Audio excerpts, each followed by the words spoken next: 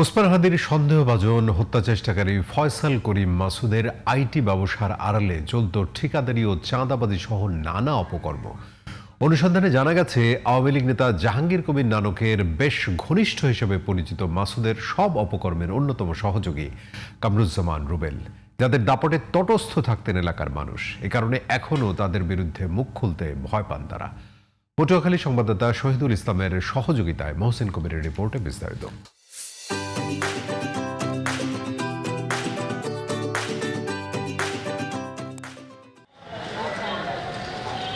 রাজধানীর আদাবরের ১ নম্বর সড়কের এই ভবনটির তৃতীয় তলায় অ্যাপল সফট আইটি নামক একটি আইটি প্রতিষ্ঠানের কার্যালয় ছিল, যার মালিক ছিলেন ফয়সাল করিম মাসুদ।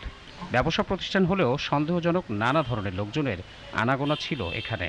এই বড় পোলাপান অন্তপৃষ্ঠে আসতো যাইতো, আসতে যাইতো, দেখতাম ভিতরে ঢুকে যায় বাইরে হয়। ২৪-এর ৫ আগস্ট ছাত্র জনতার অভ্যুত্থানের দিন ব্যবসা গুটিয়ে পালিয়ে যান ফয়সাল।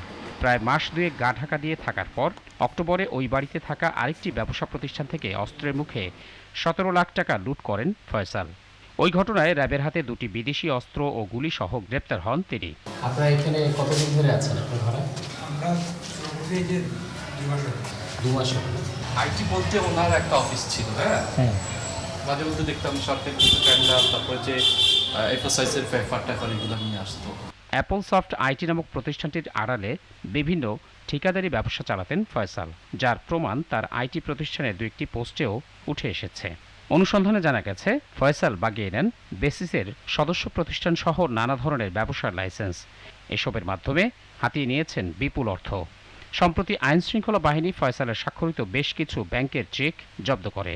ব্যবসার পাশাপাশি জাহাঙ্গীর কবির নানকের ঘনিষ্ঠ সহযোগী ও কেন্দ্রীয় ছাত্রলীগের সদস্য ফয়সাল করিম মোহাম্মদপুরে গড়ে তোলেন চাঁদাবাজির নেটওয়ার্কও। ফয়সাল করিমের ঘনিষ্ঠ সহযোগী হিসেবে কাজ করতেন কামরুজ্জামান রুবেল। ওসমান হাদির হত্যাকাণ্ডের সাথে রুবেলের সম্পৃক্ততা রয়েছে বলে ধারণা পুলিশের। ফয়সালের সহায়তা ও আওয়ামী লীগের রাজনীতির আশীর্বাদে একসময়ের হতদরিদ্র রুবেলও মাত্র ১০ বছরের ব্যবধানে এখন মোহাম্মদপুরে এই বহুতল ভবনসহ নামে বেনামে অঢেল সম্পদের মালিক।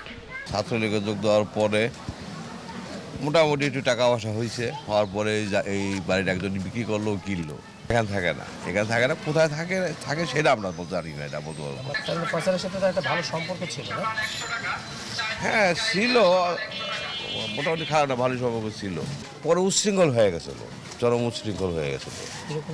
উচ্ছৃঙ্খল মারামারি কাটাকাটি করতো, পুলিশও কয়েকবার ধরে নিয়েছে, পুলিশও মারছে, আবার পুলিশে ছেড়ে দিচ্ছে, এই বিভিন্ন আওয়ামী লীগ থাকাকালে নিয়ে ওকে মারছে। ফয়সাল করিম মাসুদ ওরফে দাউদ করিমের গ্রামের বাড়ি পটুয়াখালী জেলার বাউফল উপজেলায়। খোঁজ নিয়ে জানা গেছে, প্রায় ৪ দশক আগে ফয়সালের পরিবার ঢাকায় আসে। গ্রামের বাড়িতে নেই কোনো ঘরবাড়ি কিংবা স্থাপনা। ওই ছেলের বাড়ি কেশবপুর ২ নম্বর ওয়ার্ডে, কিন্তু ওই ছেলে কোনোদিন কেশবপুরে আসে নাই। ওরা জন্ম ঢাকায়, ছোটোবেলা থেকে ঢাকায় থাকে। আর ওর বাবার নাম হচ্ছে হুমায়ুন হাওলাদার, নাম শুনছি, কোনদিন দেখি নেই। ইনকিলাব মঞ্চের মুখপাত্র ও ঢাকা ৮ আসনের সম্ভাব্য স্বতন্ত্র প্রার্থী শরীফ ওসমান হাদির ওপর সন্দেহভাজন হামলাকারী হিসেবে ফয়সাল করিম মাসুদকে চিহ্নিত করেছে আইন শৃঙ্খলা রক্ষাকারী বাহিনী। তাকে ধরতে ৫০ লাখ টাকা পুরস্কার ঘোষণা করেছে সরকার। মহসিন কবির, জিটিভি নিউজ, ঢাকা।